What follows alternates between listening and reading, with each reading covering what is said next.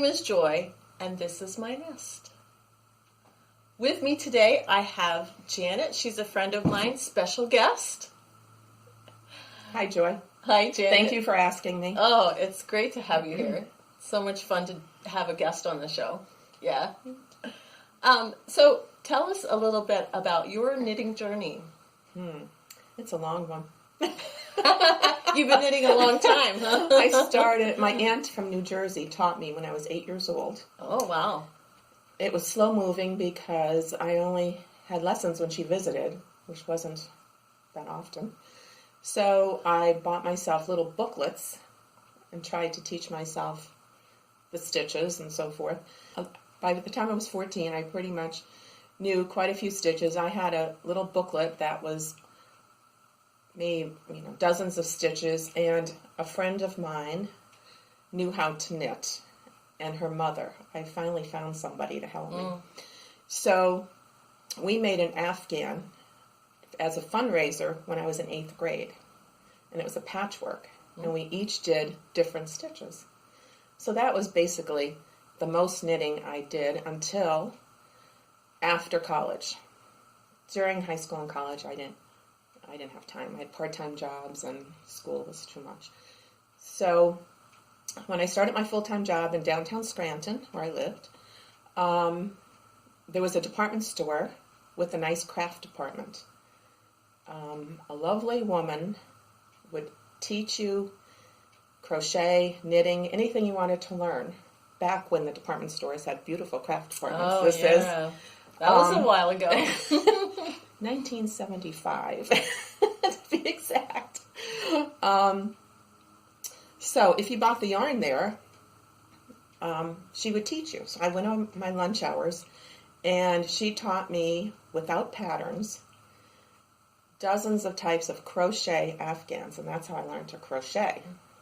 I put the knitting down for quite a few years, and I started to crochet.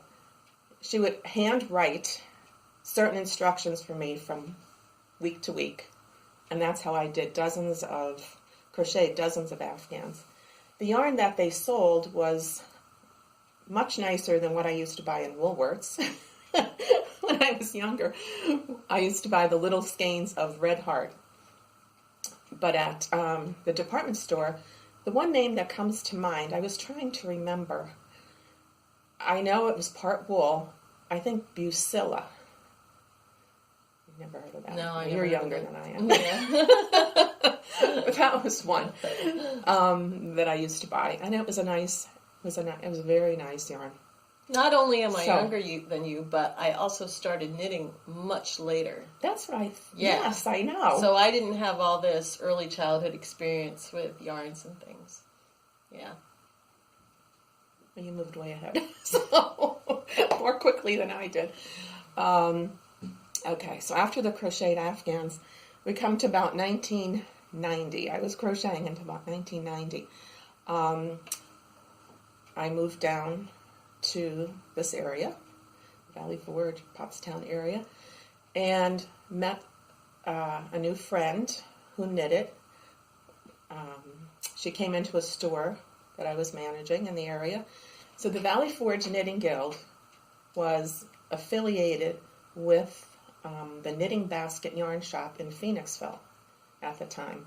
I'm not quite sure how the guild started, but the membership, I would say there were about 30 to 40 women. So I belonged to that for a couple of years, and that's where I really learned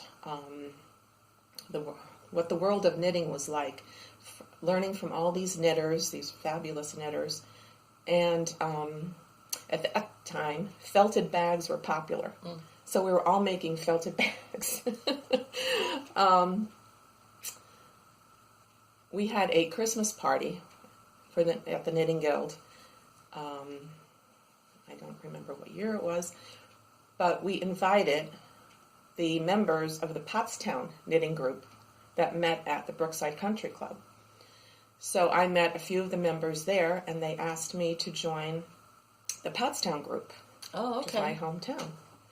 So, so you had not heard of that group before? I did, actually. The way our guild heard of it was there was an article in the Pottstown Mercury newspaper about the charity knitting that was done at Brookside Nets. Oh. At the Brookside Country Club is where the meetings took place. Mm-hmm. So once I joined that, I met dozens more wonderful knitters and crocheters, a lot of crocheters there. And I met you, Joy. I don't remember how many years I was a member before you joined. My memory is I moved into the area and I was looking for knitting groups to join, and I had been attending a guild out in Ohio where I used to live. So I was looking up guilds, and I found the guild in Phoenixville, and I went to one meeting, and when I walked in, you and Sue were sitting at a table, and Sue, you know how Sue is, she's like, come on over here! Yes. I sat down with you guys, and we started talking, and it came out that I had moved to Pottstown, and she's like, well, you need to join our group up there. And I never went back to the Knitting Guild. I only attended that one meeting. I didn't remember that. And you and Sue were there, and it was from then I just went to Brookside because it was less than a 5-minute drive from my house. So that was that. Oh, I forgot that the Knitting Guild invited those members of Pottstown Knitting Group at the Christmas party. That's right. So they became part of our group, too. The Knitting Guild was, it's a membership in the United States. You have to pay dues and so forth. Mm-hmm. But we did have designers come into our meetings. We had special events. It was very, very exciting. I don't actually know what happened to it.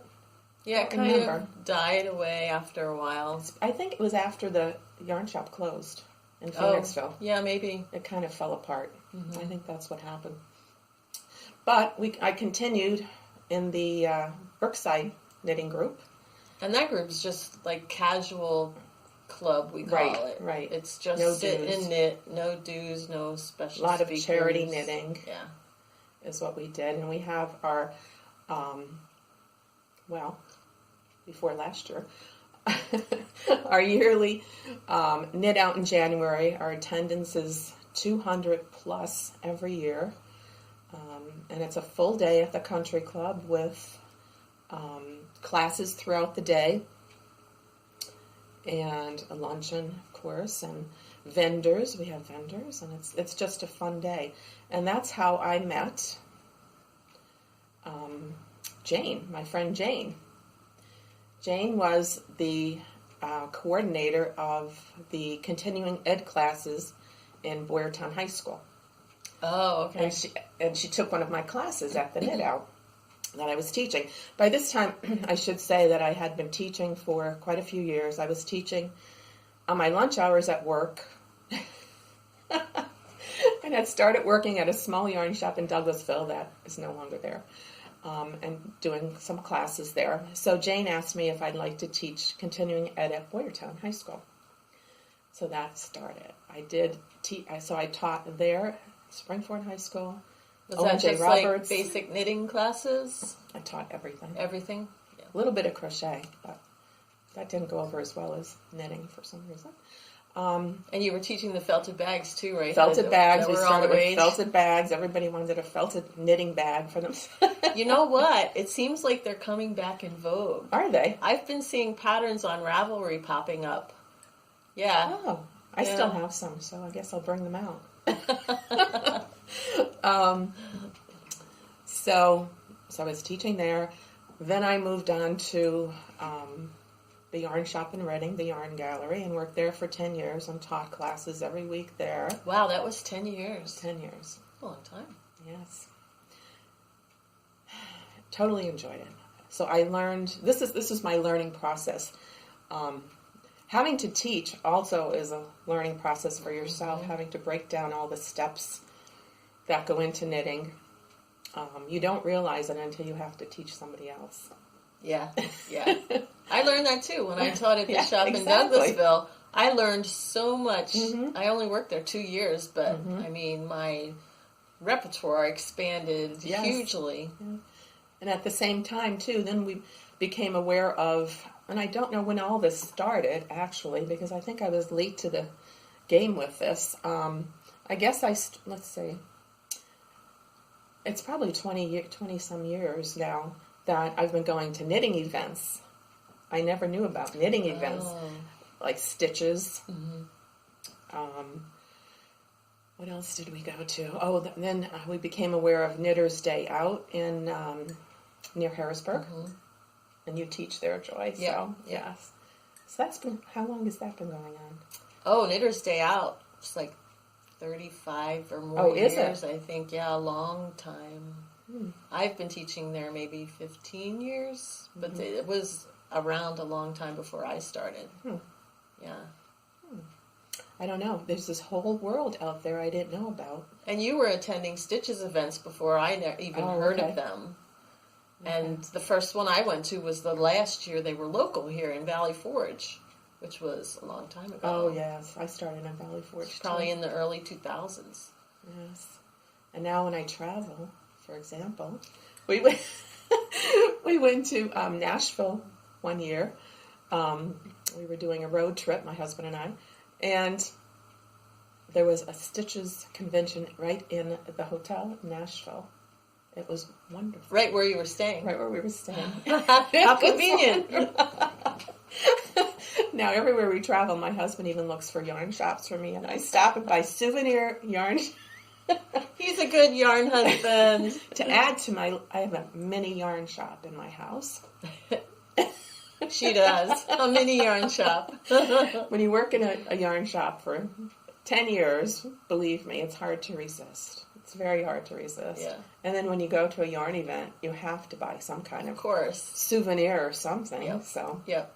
This past year, though, with COVID and not being able to visit events and yarn shops, I've used a lot of stash, as you'll see with my projects I'm going to show. And that's about it, I guess. I just kept taking classes everywhere I went. Knitter's Day Out was always one of my favorites. It was so convenient. Yeah. The vendor mart I love the vendor market. Yeah, it's a what, an hour and a half from here? So it's not too long of a drive, and yeah, they have a great vendor market and also excellent classes, which they have a few national teachers, but most of them are regional teachers, and the teaching quality is just as good. So you have access to that, like a large event style thing, but more local. Yes. And I started going there with our Brookside Knitting Group. Is that how you started? Yes. Okay. We would all get together and carpool and drive out for Knitter's Day Out. And Sue recruited me to teach there. Yeah. That's right. Yeah. That's right. Our friend Sue was like the instigator. Yeah, she was the founder of Brookside Knits, actually. And she got all the people to come and got everybody to do the charity knitting. Yeah, fun time. Yeah, we miss her. Times, yes. So what else? Did I skip anything, Joy? I don't know. That sounds pretty thorough. Now I knit daily. I have dozens of knitting friends. This is a whole community that I love. Yeah. And it certainly got me through COVID, I have to say. Yeah. Being stuck at home and not being able to go anywhere. Yeah. I knit every day. So good to have a hobby. You need something. Yeah. It's a good stress relief. Sure. It truly is. Yeah. Unless you get into trouble with something on your project. And then it creates stress. Yeah. And it's good to have friends to ask too, like Joy. Right. And of course, eventually Ravelry came out, which was a big influence, and YouTube. Yep. Video lessons. I took a lot of video classes.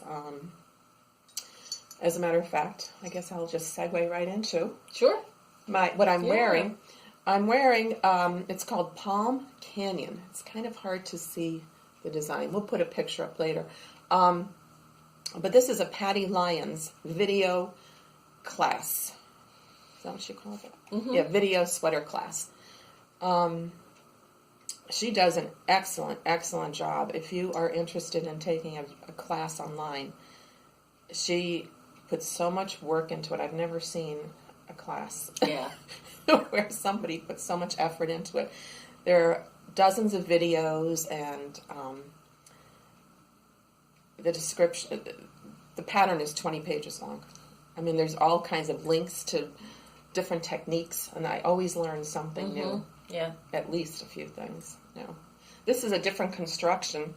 You knit the front and the back, and you seam under the arm and down the side seam, and the top is a 3-needle bind off with the exposed seam. It's hard to see that. And the nice part about this is, well, I do like the shaping. I think it's flattering. It's a little bit slimming. Yeah. It comes down in a diagonal across the chest. Yeah, it's hard to tell. So the one side is kind of like a square neck, but the back, hope you can see, is a V-neck. Yeah, that's good. It could be. Of course, you could wear it either way. Today, I decided to wear the V in the back. Mm-hmm. It's a little more comfortable. So, lift up your arm. Mm-hmm. When you knit the bottom, when you get to the armhole, do you cast on for the sleeve? Yes, and exactly. then you knit the sleeve as well as, so it's this one long piece of knitting across. Exactly. Okay. Kind of a different construction. Most of my sweaters are top down, from the neck down. But had to try something different. A little bit of a challenge once in a while. Yeah. To learn something new. Well, and it's a nice looking sweater. Yes, it's very cool. Oh, and the yarn, I should talk about the yarn. This was a deep stash. This was from the Yarn Gallery. And it's a yarn company that's no longer in existence, unfortunately. Classic Elite. Oh, they're not around anymore? No. I did not know that. And this is a wool bamboo, 50 wool, 50 bamboo. So it has a nice drape. It has a very nice feel to it. It's a comfortable sweater. Nice.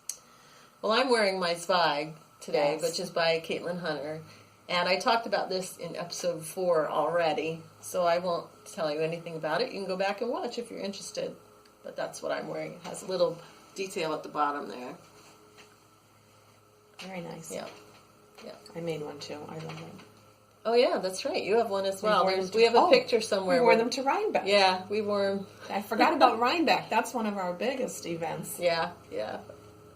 And we're not signing up. We're not buying tickets today.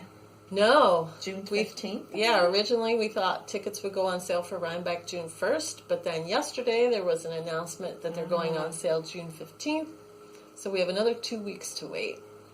And we're going to wait to see if we can get tickets first before we decide if we're actually going to find a place to stay.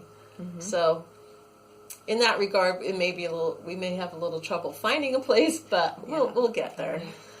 And we've been going every year. Well, I think you have too, basically. A lot of years. I missed a few, but I think I don't know how, maybe a dozen years I've been going every year. And normally we take a buzz trip with Conversational Threads.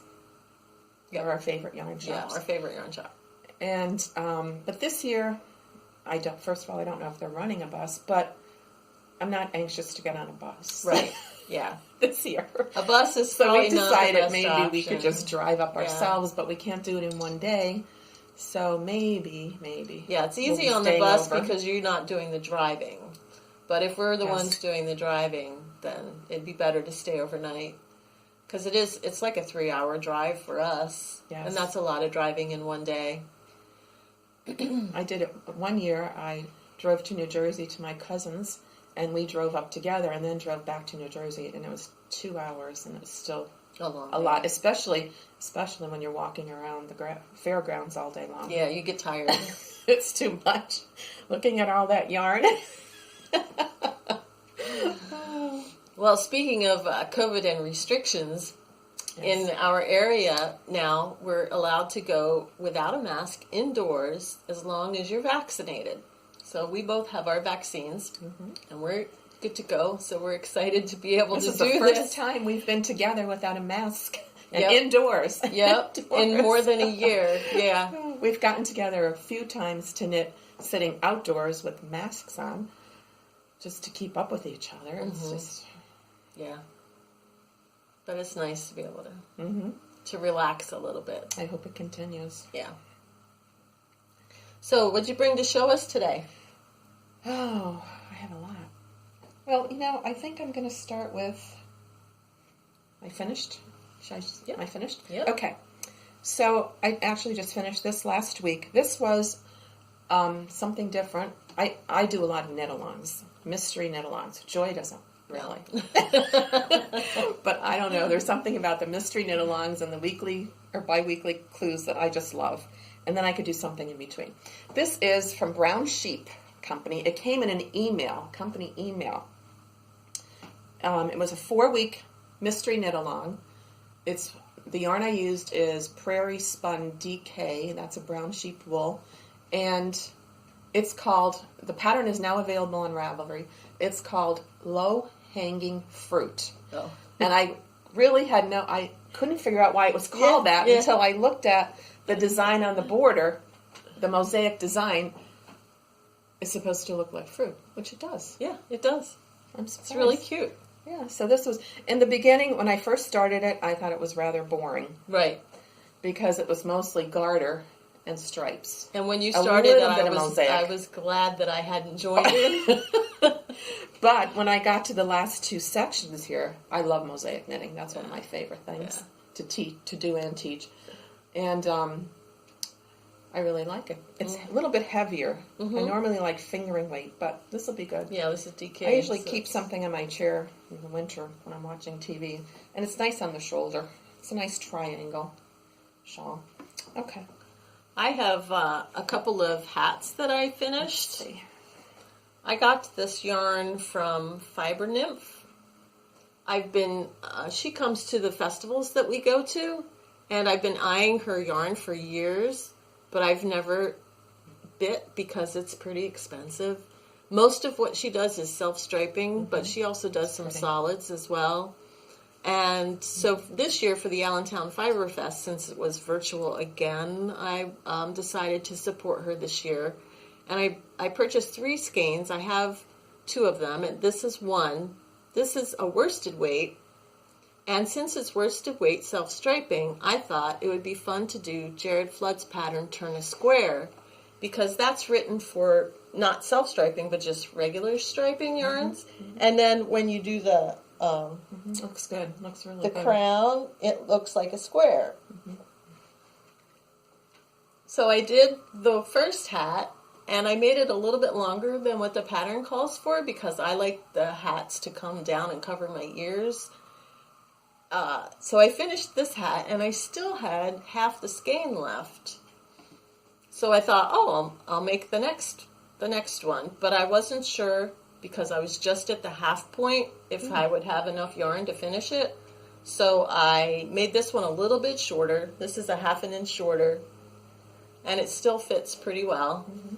It's not quite as low on the ear, but it still fits okay. And I did do an alteration where in his pattern he does, at each of the 4 decrease points, he does paired single decreases. So it's an SSK paired with a knit 2 together at each decrease point. On these hats, instead, I decided to do a double decrease. So on the first one, I did slip 1, knit 2 together, pass the slip stitch over. And you probably can't really see the difference, but it kind of blends in to the top. This one I did a central double decrease, and it gives you distinct lines coming in to the crown. So I kind of think I like this one a little bit. What do you think? Which decrease do you like better?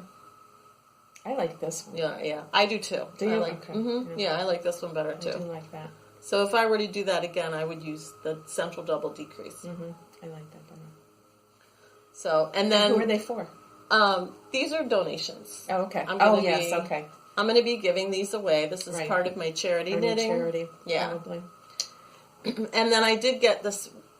I ordered 3 skeins from her, but 2 of them were special colorways. One for the Allentown Fiber Festival and one for...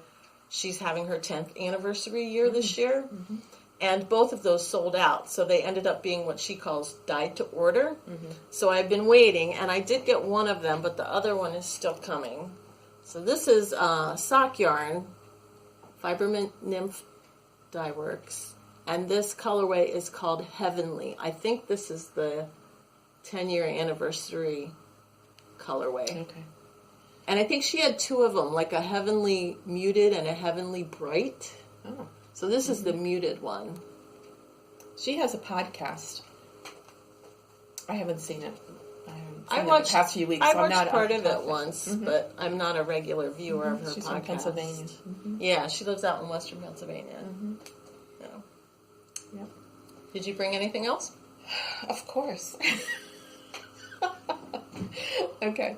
So I mentioned before that I love mosaic knitting. So this, I had to do this. This is Andrea Mowry's Montana Mountain Cowl. For some reason, I always want to call it Mountain Mist. It's Montana Mountain Cowl. And this is knit in a tube, around, yeah, just get the pattern a little bit closer there. All mosaic knitting. At the end, you connect, you do provisional cast on, and at the end you connect it with Kitchener stitch. But before that, you twist it and do a Mobius. That's beautiful. I like the way it lays. It's a nice height and length. Oh, looks good with my green sweater. It does, yeah. The yarn, this is what actually motivated me to do this after I saw the pattern. I use Zauberball so that the color changed on its own. Made it very easy. Yeah. And the solid beige color is, this was a deep stash. I think it's Regia Silky Wool. Like a fingering weight sock yarn. Yeah. So that's beautiful. Mountainous color. Yeah. I didn't get to wear it, of course, because I just made it this year during COVID. And gorgeous. I'll do one more. Okay. And that's it for my finished. I had to bring this. This was one of my... I wonder if I could show it. Well, whatever. Okay. So, this is Joy's design. This is called Stretch the Ride. I'm trying to think how I could put it on like this. And there are 7, right? 7. Yes. Yeah, there were 7 clues, and each clue that we had gotten, there was a choice of, there were 2 different stitch patterns that we could choose from. These are all beads. This is one of my favorite ones. And there's mosaic knitting, and there's all types. There's lace. There's the picot. You can see this. No, you can't see it there. It's hard to tell. There. Maybe. The picot bind off with the beads, which I had never done before. I did picot and I did beads, but not together. Yeah. So and the picot cast on as well. This was, well, I finished this last year. I was a test knitter for Joy's pattern. Yeah, we were working on this a year ago, October, so it would have been 2020. 2020. October. Yes. So, what this... Oh, it wasn't a year ago. It feels like a year ago. But it was only... Oh, okay. I started this in September. I had it marked down. I started this September 2020. Yeah. It seems so long ago, but it really wasn't. I thought it was even longer. But, anyway, what this is...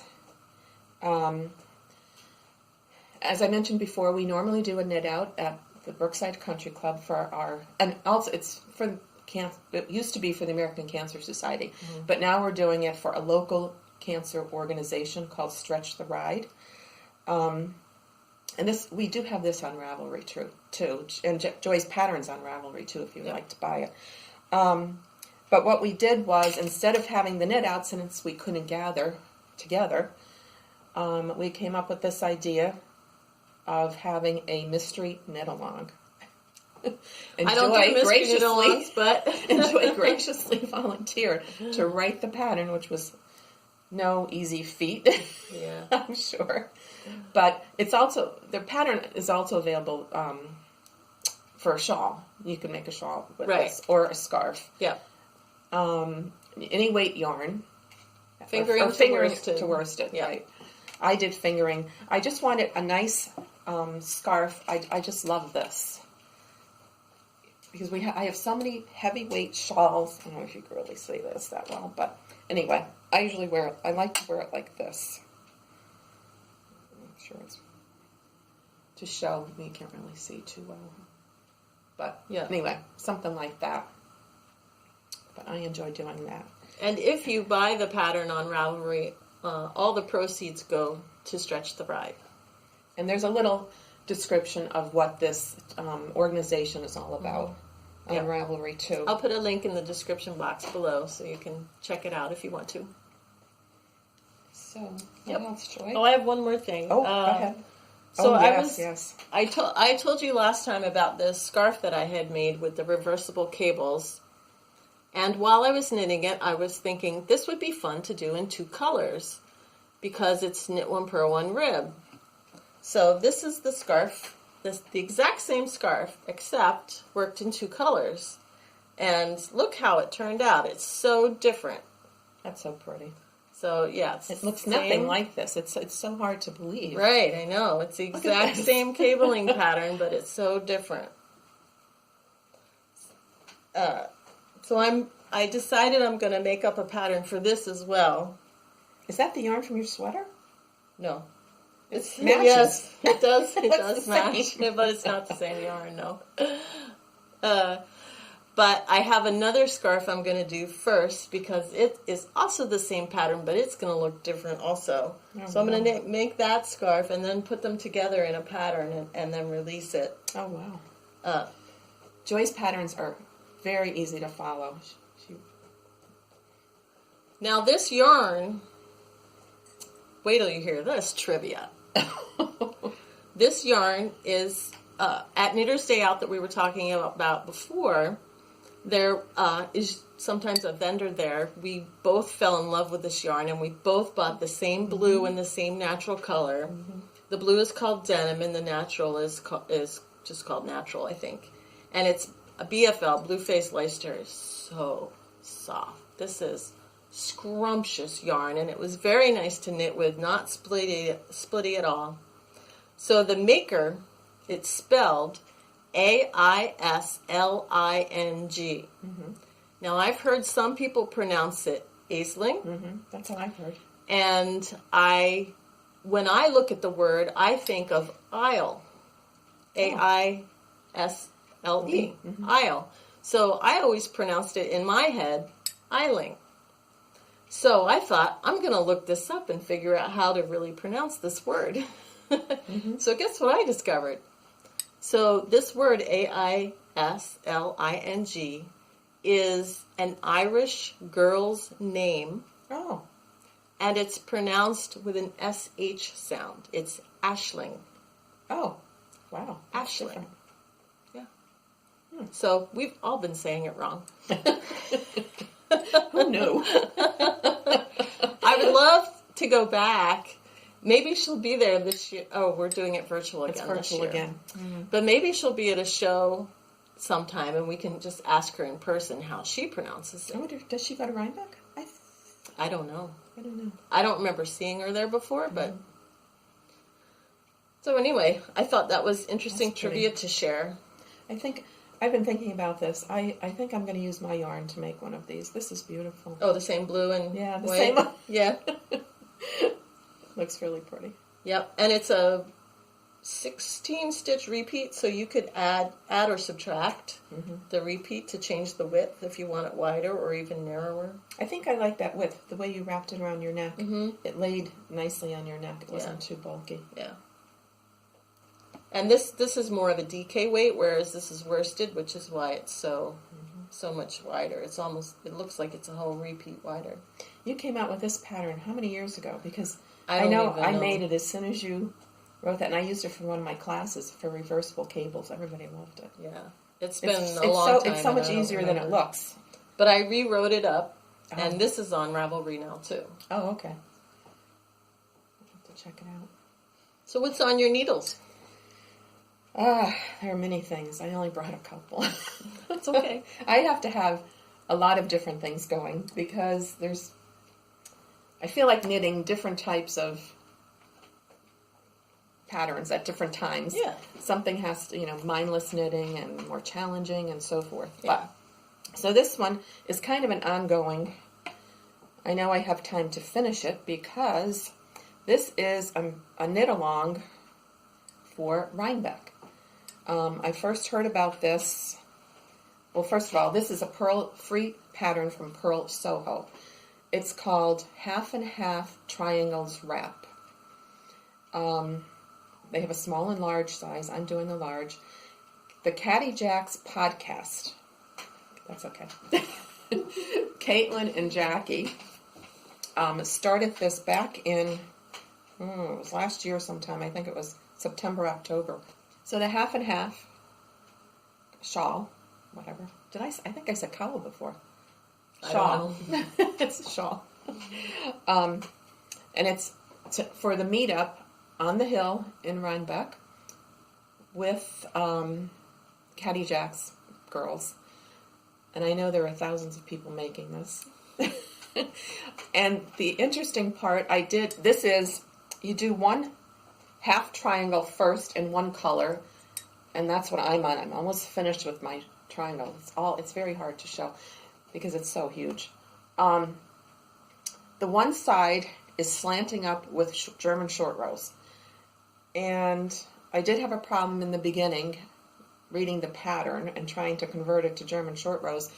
But Jackie from the podcast she actually did a tutorial video. And I watched that. And that helped me get started. You probably can't see, but this yarn has stellina in it. It's called Sparkling Twinkle. This yarn is from our friend Misha. She used to have a yarn dyeing business called Misha's Obsession, and she went out of business during COVID. We're very sad because she did most of her vending at yarn events, local yarn events. She didn't have too much of an online presence, I don't think.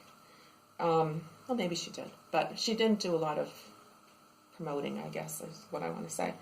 But this is one of my favorite yarns. This drape and the feel of this is just wonderful. This is, I think it's 80 merino and 20, no, this is different.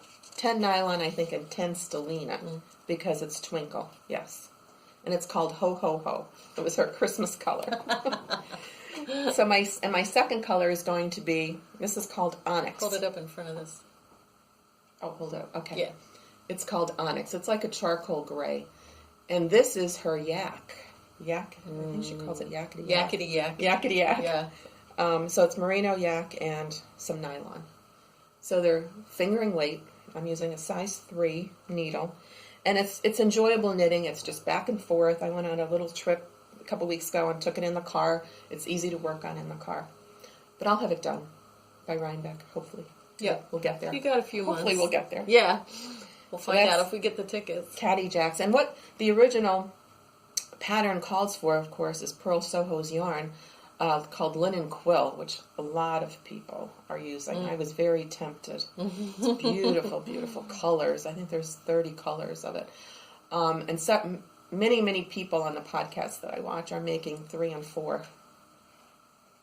Wow. Yes, with this linen quill. But this is my stash from Misha. Well, I am still working on my Nether Pants. I showed you this is the one leg that's finished. And I just finished the second leg here. So now I have 2 legs. Woo! And they're almost but not quite identical. And I'm ready to join them and start the bottom part. So when I first saw these, I said to Joy, where are you going to wear these? You don't even wear leggings. That's right. But when you these wear are going to be pajama pants. Yeah. I did change the second leg a little bit because the first leg was really baggy at the knee. So on the second leg, I knit, when I got to the knee width, I knit 3 inches staying at that width before I started the increases. I haven't tried this one on yet, but hopefully it will be a little less baggy at the knee. And maybe by next time I'll have the bottom done. We'll see. Depends how much other stuff I do in between. This is my long-term knitting also. I don't need to have these ready until next fall when it gets cold. And you're working through your leftover sock yarns. I am. I have made such a good This dent. is all you have left? This is all I can't have believe left. I made such a good dent in this, and I have a lot of little balls that I'm going to use up when I join the two legs together. So well, if you need any more, I could give you some. You worked through what I gave you already, so... I think I should have plenty. Yeah. Yeah, and it'll be good to get that stash down. Joy and I are big sock knitters. Yes. I learned how to, that's right. I learned how to make socks at Brookside Country Club. Oh, you did? I didn't know that. Eleanor gave me her pattern. Okay. That she always used, and I did that. And then from there, that was my first pair. Then from there, Joy wrote a pattern. Yeah, this pattern. Which and I don't know, how many years is that now? Oh my goodness. That's How probably many? 15, About yeah. 15 years. Ish. It's the only pattern I'll use is Joy's pattern because I taught, that's the only pattern I would teach too. It's a little bit more difficult to learn because some people resist measuring. Oh, really? And math. Too much math. But it's... Let's fill in the blank. Yeah, it's a pattern that you could use for any size, any weight yarn. You have to swatch. That's another thing, swatching. But it's my favorite pattern. It's the best fitting. It's called Custom Fit Socks, and it's on Ravelry, right? Mm-hmm. You put it on Ravelry. And it's true. I don't think, for all the sock classes I taught, the socks always fit the person. That's good. Yeah, it works. It's great.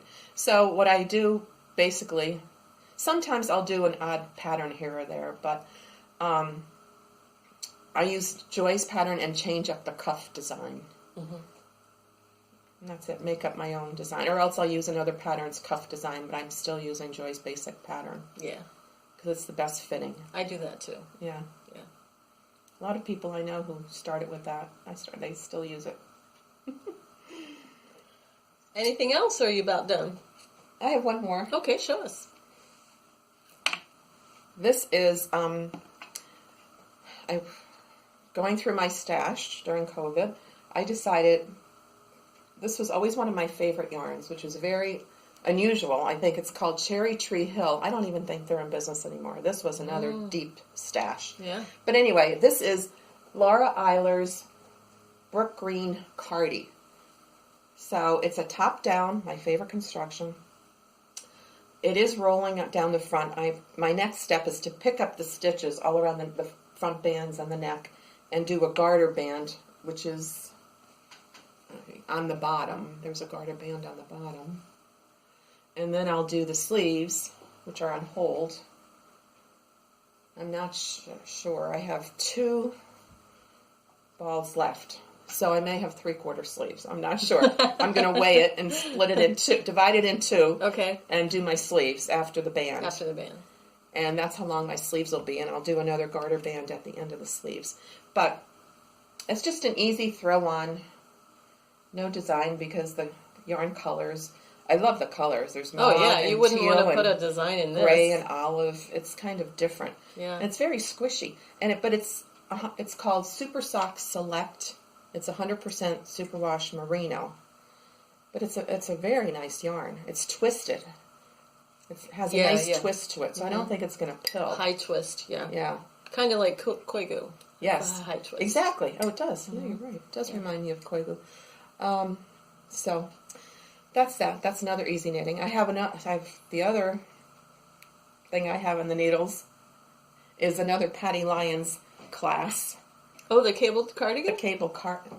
You're doing the pullover. But I think I'm going to do the cardigan. You are going to do the cardigan. But that's kind of in timeout for now. This year, yeah. Because I was doing that around Christmas. Joy completed one for her husband. She showed on a previous episode.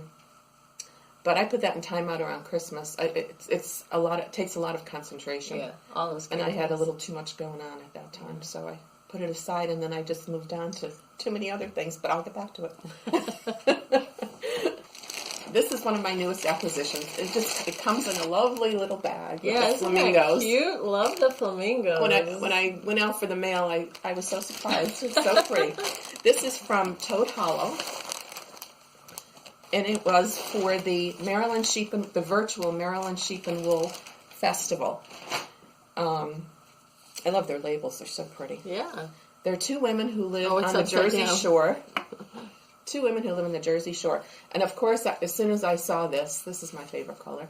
This is Jana's color. It's called Chesapeake Bay, and it's the Maryland Sheep and Wool 2021 color.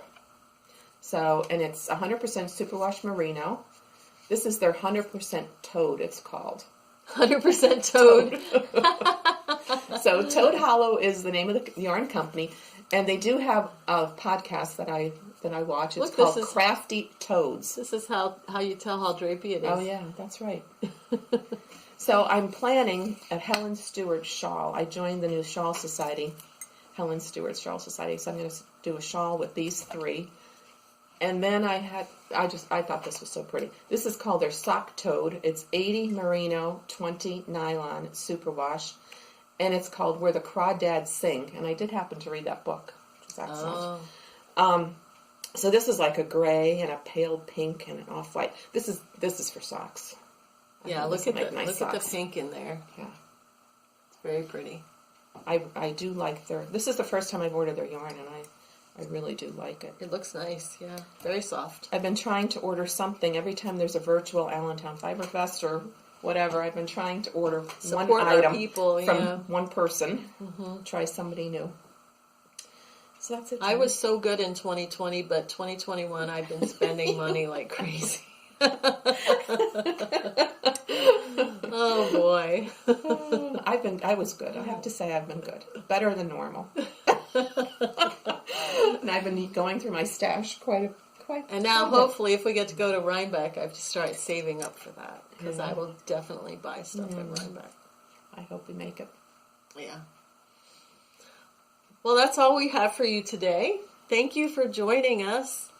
If you have any questions or comments, as always, please put them in the comment box below. We'd love to hear from you and find out how you're doing. Mm-hmm. Take care, and bye-bye.